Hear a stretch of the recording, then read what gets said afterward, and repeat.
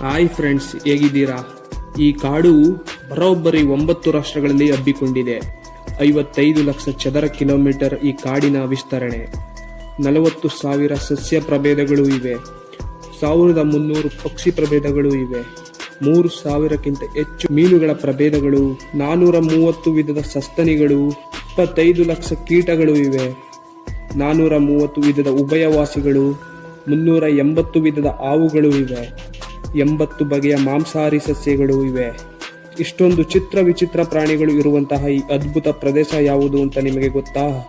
ಅದುವೇ ಅಮೆಜಾನ್ ಕಾಡು.